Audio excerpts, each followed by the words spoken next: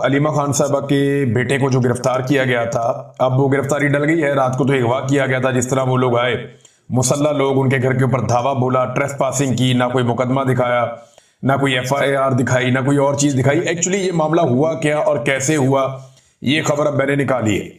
ये पाकिस्तान की एस्टेब्लिशमेंट ने अभी तय किया था कि अलीमा खान साहबा को सख्त पैगाम दिया जाए, क्योंकि अलीमा खानम साहबा जो हैं वो हर जगह पे इमरान खान साहब के मौक़िफ़ को दोहरा रही हैं और एस्टेब्लिशमेंट को ये लगता है कि अलीमा खानम जो पैगाम देती हैं उसका असर पाकिस्तान में होता है, क्योंकि वो इमरान खान की बहन है और उनकी फैमिली की हैसियत से इमरान खान साहब से मुलाकातें भी रही हैं।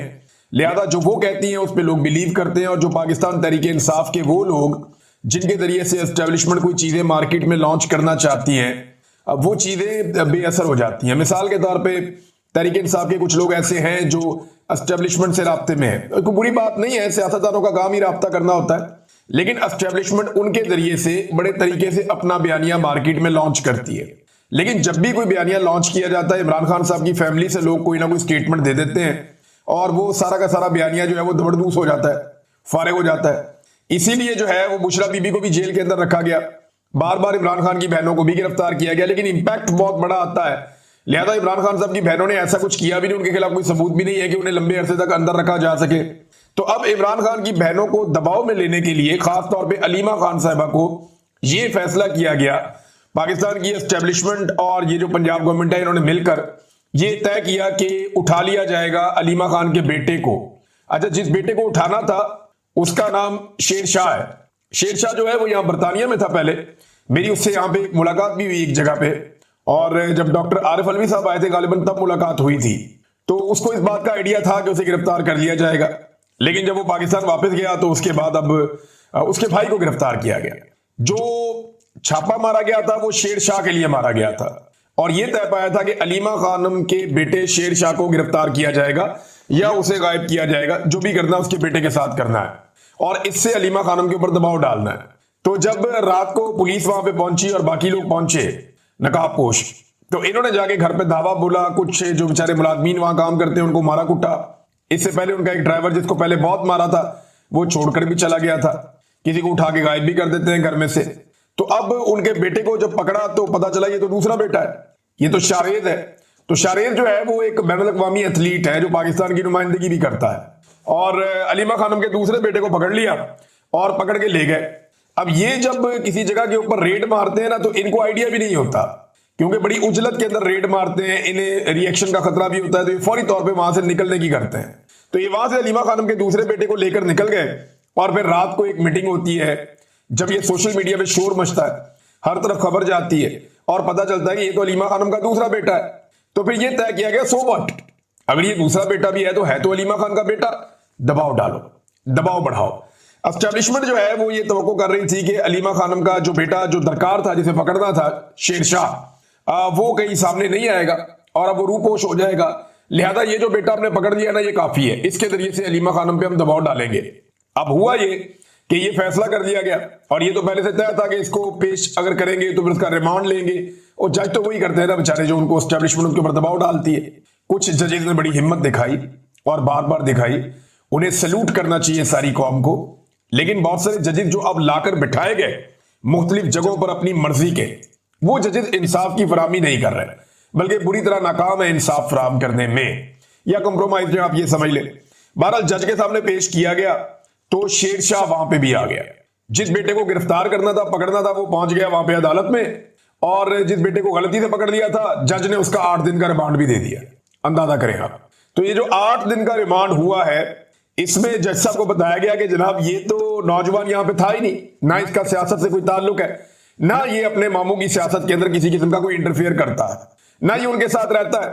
तो ये जो बेटा है अलीमा खान का बड़ा वाला शारेद, ये 6 मई से लेकर 13 मई तक चित्राल में था।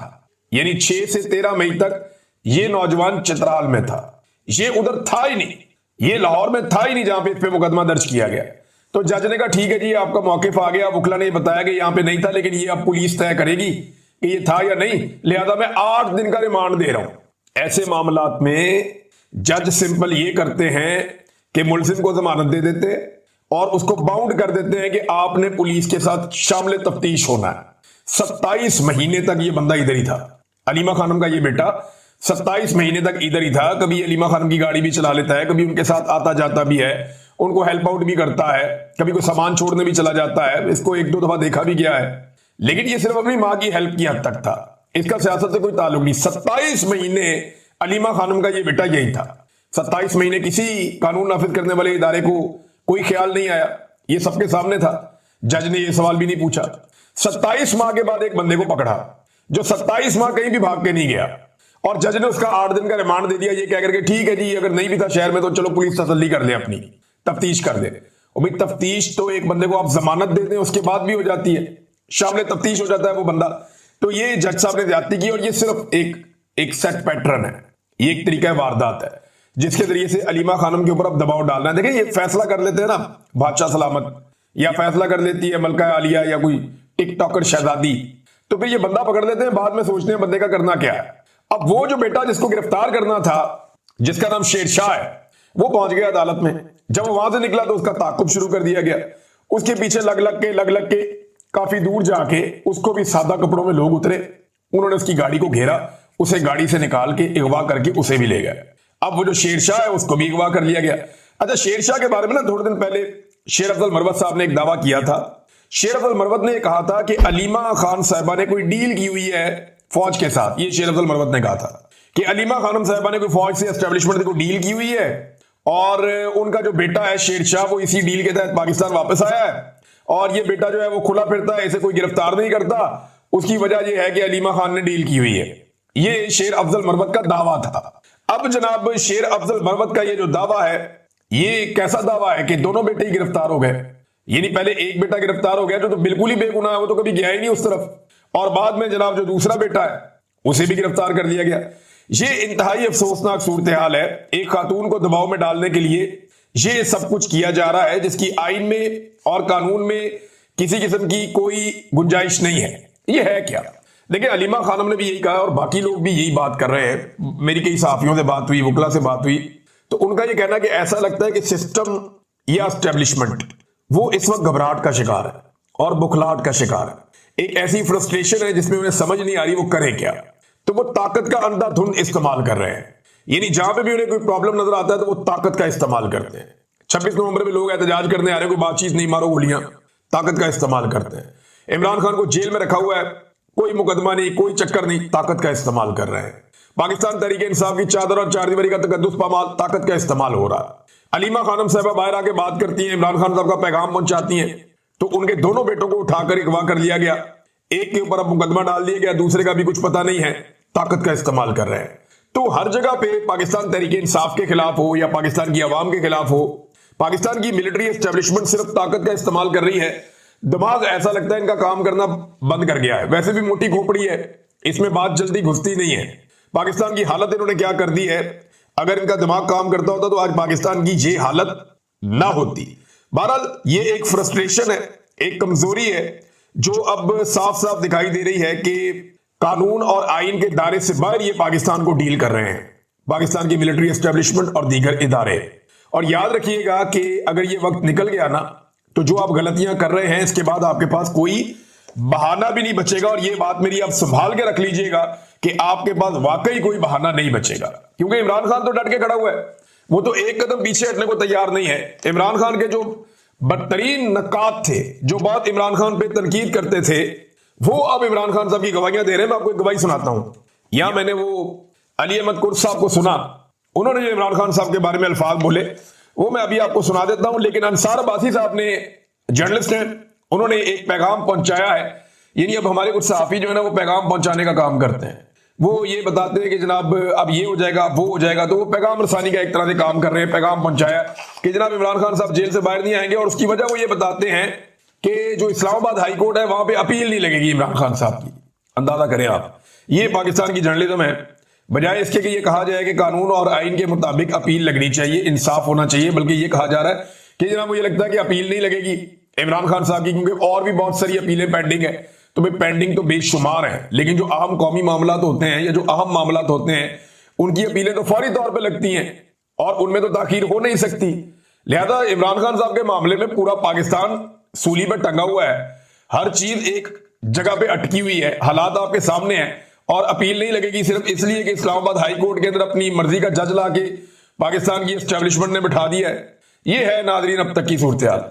ये अब आप सुने जरा अली अहमद कुर्द साहब इमरान खान साहब के बारे में क्या कह रहे हैं। ये इमरान खान साहब पे सख्त तनकीद करते रहे हैं, लेकिन इस वक्त वही इमरान खान एस्टेब्लिशमेंट के सामने ऐसे डट कर खड़ा है कि कोई और लीडर खड़ा नहीं हो पाया। ये सुने अली अहमद कुर्द साहब जो बड़ी तनकीद करते रहे हैं, वो अब क्या कह रहे हैं। मेरे नजदीक इस मुल्क में अगर कोई वाकई जेन्युइन अगर कोई लीडर पैदा हुआ है बहुत बहुत बहुत लंबे अरसे के बाद, वो इमरान खान है, जिसके आज भी बेल एप्लीकेशन उसका रिजल्ट कुछ नहीं। ये आप भूल जाए, माफी नहीं। ऐसे 10 जनरल उसके घुटने आके पकड़े हो, माफी नहीं मिली। ये मैं आपको लिख कर, मैं नहीं जानता हूँ, हाथ नहीं मिला ऐसे, मगर मैं कहता हूँ नहीं, मैंने फिक्रा का है, लोगों ने इसको बड़ा वाक़ई इस मुल्क में, इस मुल्क की सियासी तारीख में बहुत बहुत अरसे के बाद एक नर का बच्चा पैदा हुआ। एक तरफ वो नर का बच्चा इमरान खान है, उसके मुकाबले में ये सारे जनरल ये छोटे, और इमरान खान बहुत बड़ा आदमी, लोगों की आवाज उठी। लेकिन अली अहमद कुर्द साहब भी अब मान गए हैं, बिलाखिर आहिस्ता आहिस्ता सारे मान जाएंगे अगर इमरान खान साहब डटे रहे तो। उन्होंने कहा छोटे छोटे जर्नैल है इमरान खान के मुकाबले में, बहुत छोटे छोटे बोने हैं, इमरान खान का मुकाबला नहीं कर सकते, वो बहुत बड़ा आदमी है। ये अली अहमद कुर्द साहब कह रहे हैं जो एक दौर में इमरान खान साहब पे बहुत तनकीद करते रहे हैं। इमरान खान साहब ने ये ऐसे को तोहफे में नहीं मिला उन्होंने ये इज्जत अर्न की है, उन्होंने ये इज्जत कमाई है, और इज्जत कमाने के लिए उन्होंने कुर्बानी दी है। ये किसी ने प्लेट में रख के उनको इज्जत नहीं दी नवाज शरीफ की तरह कि वो पैसा खर्च करते हैं, अपने लोगों को लेकर आते हैं, उनके जरिए से बयानियां बनाते हैं, बयानियां लॉन्च किया जाता है, फिर डील कर लेते हैं। वो उस तरह नहीं है। मैंने आपको बताया था ना कि जापान के अंदर सर्दी हो गई है, मामला जो है वो किसी और तरफ चले गए।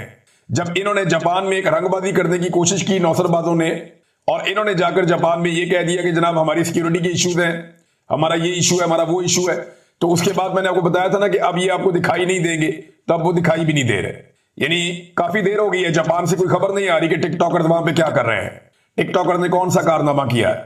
यानी एक दो चीजें मुझे वहां पे मेरे दोस्त हैं उन्होंने बताई। उन्होंने कहा एक तो आप गौर करें खान साहब कि कोई एक भी औरत, यहां जापान में बहुत सारी खवातीन रहती हैं पाकिस्तानी ओवरसीज, एक भी औरत इनको मिलने के लिए नहीं आई। वो ये कहते हैं कि लोग अपनी खवातीन को लाए नहीं इनसे मिलवाने के लिए, हालांकि ये खवातीन का वफद आया हुआ है, और जो लोग आए जो इनके ओहदेदारान है वो भी अपने घर की खवातीन को नहीं लेकर आए, सिर्फ वो जो बेचारे सरकारी मुलाजमीन है, उनके अमले के फैमिली है तो कोई है।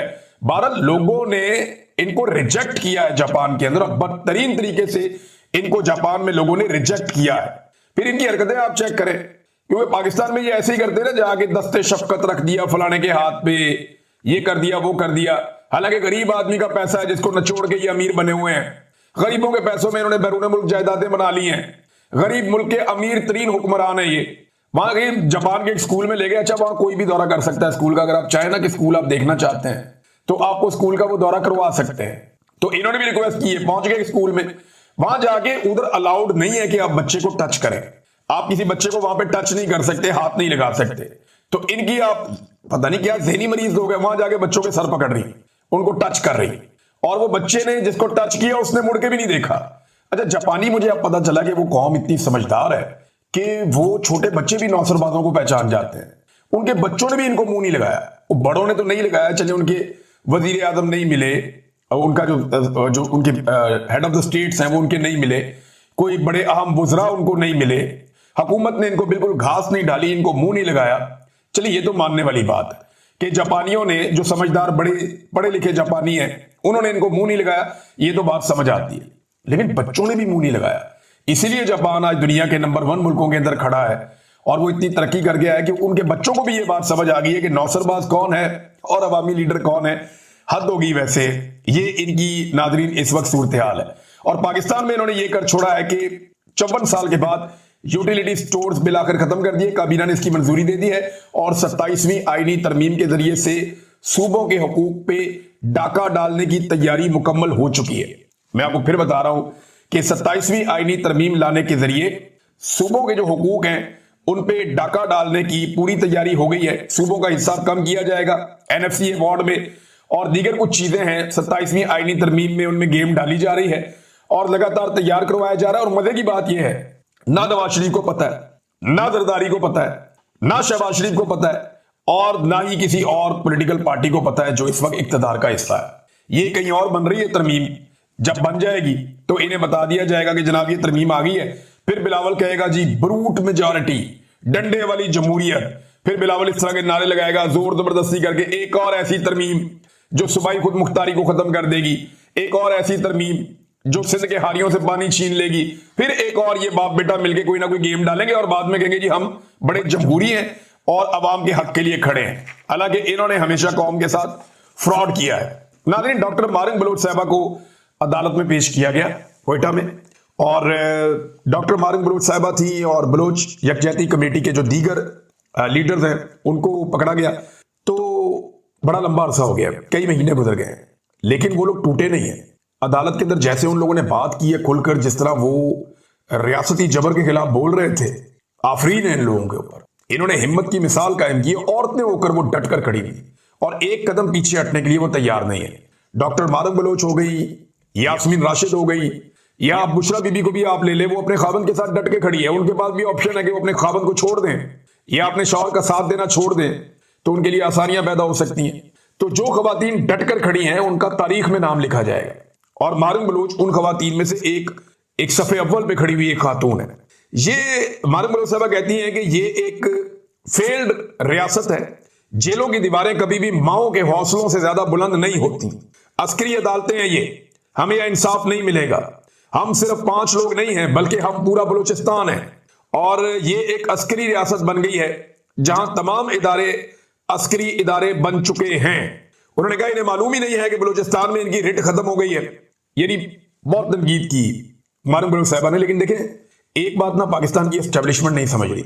एक खातून के साथ ज्यादती हुई थी बलूचिस्तान में, अकबर बुगटी खड़ा हो गया था, परवेज मुशर्रफ ने इंसाफ नहीं किया और आज तक हजारों लाशें वहां पे बलूचिस्तान में दफन हो चुकी हैं। ये आग लगी हुई है पूरे बलूचिस्तान में। सड़कों पे आपकी रिट है नहीं, लोगों के सीनों के अंदर एक बहुत गुस्सा है, लवा पक रहा है। पाकिस्तान की मिलिट्री एस्टेब्लिशमेंट डंडे से, ताकत से हर चीज को सोचती है। उन्हें आइडिया नहीं है कि मामला किस तरफ चला गया बलूचिस्तान में। इवन कबायली इलाकों में ना सिर्फ बलोच नाराज हैं बल्कि जो कबायली पश्तून है हमारे, वो बहुत सख्त नाराज हैं। उनके साथ बहुत ज्यादतियां की गई हैं और लगातार की गई हैं। बलूचिस्तान की एक बेटी के साथ बलूचिस्तान में वाकया हुआ था और आज तक आप संभाल नहीं पाए, और दोबारा खवातीन के साथ इसी तरह की हरकत बलूचिस्तान में की जा रही है। जुल्म किया जा रहा है, उन्हें गैर कानूनी तौर पे गिरफ्तार करके जबरन हिरासत के अंदर रखा हुआ है और अदालतों को इस्तेमाल किया जा रहा है इस मकसद के लिए। तो वो तो डट के खड़े हो गए थे, हमें फर्क ही नहीं पड़ता, हम सरेंडर नहीं करेंगे, और जो लापता अफराद का मामला है उससे भी पीछे नहीं हटेंगे, और जो बलूचिस्तान के हकूक है उन मामला से भी पीछे नहीं हटेंगे। नादरीन, शहरियार आफरीदी साहब ने एक इशारा दिया कि इमरान खान साहब ने कहा था कुछ लोगों को पार्टी से निकालने के लिए। फिर उन्होंने कहा वो टॉक शो में बोलते हुए कि एक तो वो बड़ा लंबा लंबा अरसा गायब हो जाते हैं, इमरान खान साहब का मौक़िफ़ पेश करने के लिए भी शायद शहरियार आफरीदी साहब जो है वो अवेलेबल नहीं होते। काफी लंबा अरसा पाकिस्तान से बाहर चले जाते हैं, अमेरिका चले जाते हैं, बरतानिया चले जाते हैं, कहीं ना कहीं वो चले जाते हैं लंबे लंबे अरसे के लिए। इनका नाम कभी ECL में नहीं डलता, आप हैरान होंगे।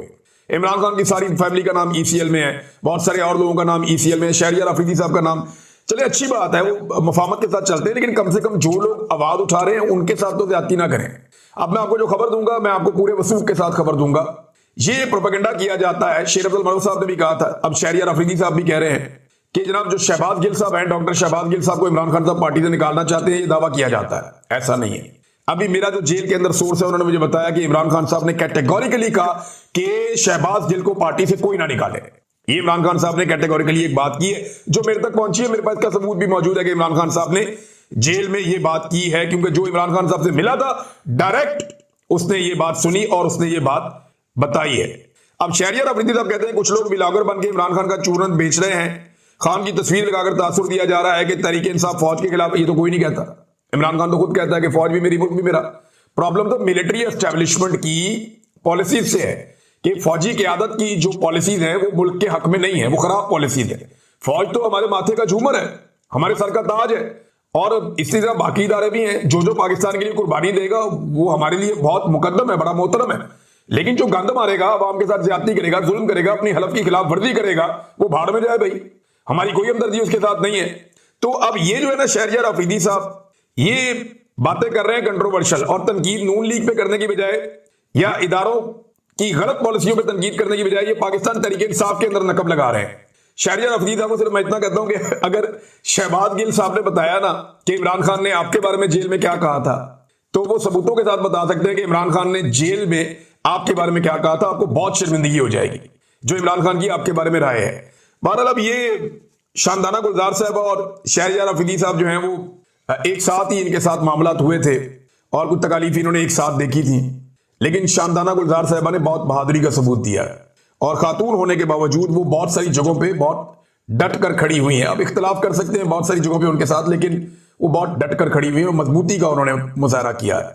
जबकि शहरियार अफरीदी साहब ने कैमरा ऑन होते ही हमेशा अपने आंसू दिखाए हैं, अपना दुख दिखाया है, रोना शुरू किया जी मुझे बहुत तकलीफ हुई है। हालांकि मैं जाती तौर पे जानता हूं कि शहरियार अफरीदी साहब से बहुत ज्यादा तकालीफ पाकिस्तान में लोगों ने बर्दाश्त की है, लेकिन उनके चेहरों पे हमेशा मुस्कुराहट रही है, वो हमेशा डट कर खड़े रहे।